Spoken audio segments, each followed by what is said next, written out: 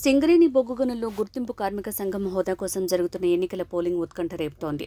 CPI అనుబంధ సంఘమైన AITUC సంఘాల నడుమ హోరాహోరీ పోటీ జరుగుతోంది. సింగరేణి బొగ్గు గనుల్లో ఈ రెండు సంఘాలకు బలమైన క్యాడర్ ఉండటంతో సొంత రాజకీయ పార్టీల లీడర్లు ముమ్మర ప్రచారం నిర్వహించడంతో ఎన్నికల ఫలితాలపై ఉత్కంఠ ఏర్పడింది.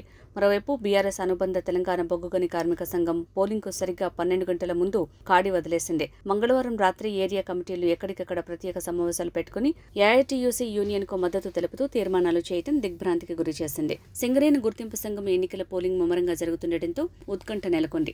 ఉదయం 7 గంటలకు చలి కారణంగా మందకొడిగా పోలింగ్ మొదలైంది.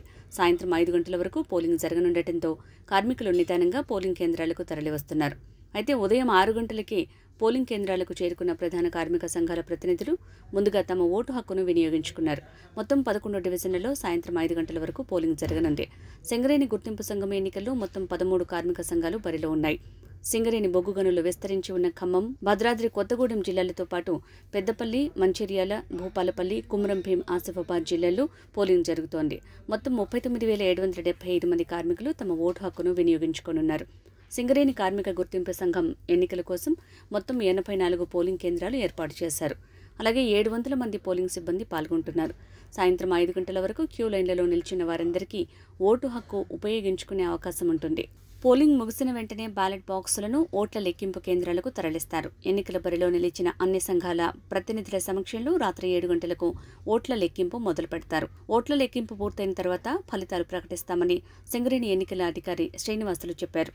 అసెంబ్లీ ఎన్నికల్లో కాంగ్రెస్ చేతిలో ఓటమి పాలై అధికారాన్ని కోల్పోయిన బీఆర్ఎస్ సింగరేణి ఎన్నికల్లో కాంగ్రెస్ పార్టీని దెబ్బకొట్టేలా వ్యూహం పన్నింది. ఎన్నికల చివరి దశలో పోలింగ్కు కొన్ని గంటల ముందు అనూహ్య నిర్ణయం తీసుకుంది. సింగరేణి వ్యాప్తంగా టీబీజీకేఎస్ శ్రేణులు డివిజన్ల వారీగా సమావేశాలు ఏర్పాటు చేసుకుని ఎన్నికల్లో సిపిఐ అనుబంధ సంఘం ఏఐటీయూసీకి మద్దతు ఇవ్వాలని నిర్ణయించాయి. సింగరేణి వ్యాప్తంగా 84 పోలింగ్ కేంద్రాల్లో జరుగుతున్న ఈ ఎన్నికల్లో 39,773 మంది బొగ్గుగని కార్మికులు తమ ఓటు హక్కును వినియోగించుకుంటున్నారు. తర్వాత 8 కౌంటింగ్ కేంద్రాల్లో రాత్రి 7 గంటల నుంచి ఓట్ల లెక్కింపు ప్రారంభం కానుంది. 618 మంది ఓటర్లు ఉన్న ఇల్లందు నుంచి తొలి ఫలితం వెలువడనుంది. 9,000కు పైగా ఓటర్లు ఉన్న శ్రీరాంపూర్ నుంచి తుది ఫలితం వస్తుంది. కాగా ఈసారి రౌండ్ల వారీగా ఫలితాలు చెప్పకుండా ఒకేసారి తుది ఫలితాన్ని వెల్లడించాలని లేబర్ కమిషనర్ నిర్ణయం తీసుకున్నారు. సింగరేణి ఎన్నికల్లో 13 యూనియన్లు బరిలో నిలిచిన ప్రధాన పోటీ 2 యూనియన్ల మధ్య నడుస్తోంది. కోల్బెల్ట్ వ్యాప్తంగా ఉన్న 11 డివిజన్లలో ఏ యూనియన్ ఎక్కువ డివిజన్లలో గెలుస్తుందో ఆ యూనియన్కు గుర్తింపు సంఘం హోదా లభిస్తుంది. డివిజన్ల వారీగా గెలిచిన యూనియన్లకు ప్రాతినిధ్య సంఘం హోదాను కల్పిస్తారు. Deputy chief labour commissioner D Srinivasulu ఎన్నికల రిటర్నింగ్ ఆఫీసర్గా వ్యవహరిస్తున్నారు. ఈయన ఆధ్వర్యంలో 6 జిల్లాల వ్యాప్తంగా అసిస్టెంట్ లేబర్ కమిషనర్ల పర్యవేక్షణలో పోలింగ్ జరుగుతోంది.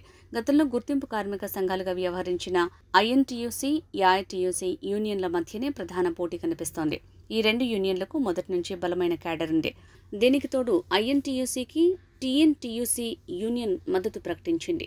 పలు యూనియన్ల నుంచి పెద్ద సంఖ్యలో చేరికలతో ఐఎన్టీయూసీ బలం పెరిగినట్టయింది.